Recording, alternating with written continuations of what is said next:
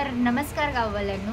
April May म्हयनो येयलो आणि म्हाका आठवण जाली माझ्या गावची. कारण की एप्रिल मे म्हयनो येयलो की मी जायचं आहे गावाक. मस्तपैकी गावाक जायचा. एक एक्झाम वगैरे झाली, 10-12 तारीखपर्यंत परीक्षा व्हायची आणि आजी आजोबा मस्त गावाक घेऊन जायचे. माझा बड्डे असता एप्रिलमध्ये, त्यामुळे तो बड्डे झाल्यानंतर 22 तारखेची एक आपली तिकीट असायची आणि डायरेक्ट रवाना मामाच्या गावाक.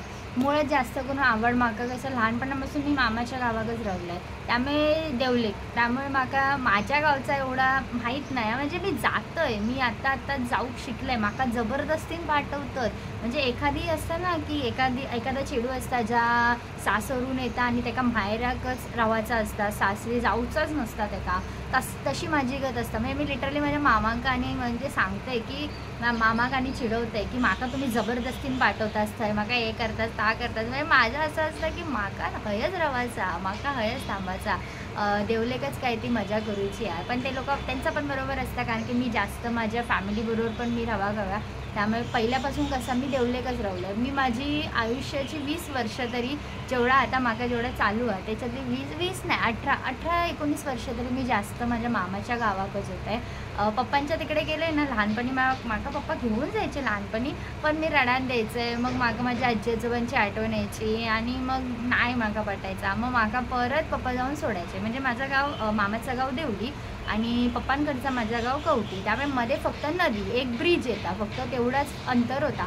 त्यामुळे त्या पॉसिबल होता. आणि पप्पा कसे लहानपणापासून पप्पांनी आमचंच ऐकलं आहे. म्हणजे पोरी म्हणते ती पूर्व दिशा असो पप्पांचा स्वभाव अजूनही असा. त्यामुळे पप्पांचं पण काही टेन्शन नव्हतं. पप्पावर मग जाऊन सोडून यायचे म्हाका. सो ते दिवस म्हाका आठवतात. आता असं वाटतं गावाक जाईन असा, बट अनफॉर्च्युनेटली जॉबमुळे आणि नाही जाऊक भेटणार. आता मीच व्लॉग किती दिवसांत बनवते. कधीपासून व्लॉग बनवचं होतो, पण जॉबमुळे टाईमच नाही भेटणार. आणि कसं माझं असं सॅटर्डे संडे सुट्टी पण नाही, संडे सुट्टी पण नाही. मेडिकल फील्ड असल्यामुळे सॅटर्डे संडे तर फुल टाईट काम. त्यामुळे संडे तर जाऊकच हव्या असा काम. त्यामुळे सध्या व्हिडिओ बनवूक नाही भेटत होते, पण आता गावची आठवण येता.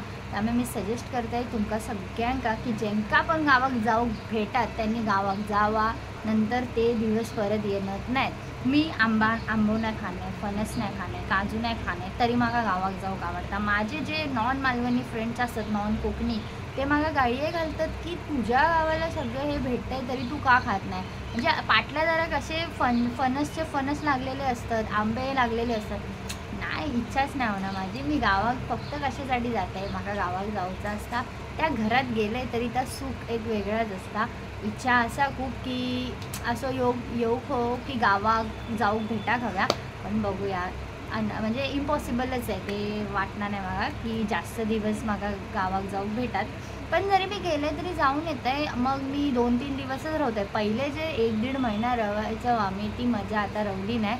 आता गेलो 2-3 दिवस राहिलं तरी रिटर्न. गणपतीत पण आपले 12 दिवस, गणपतीतले 12 दिवस तर असे जातात जसं काय 1.5 दिवसाचा गणपती, असे 12 दिवस जातात.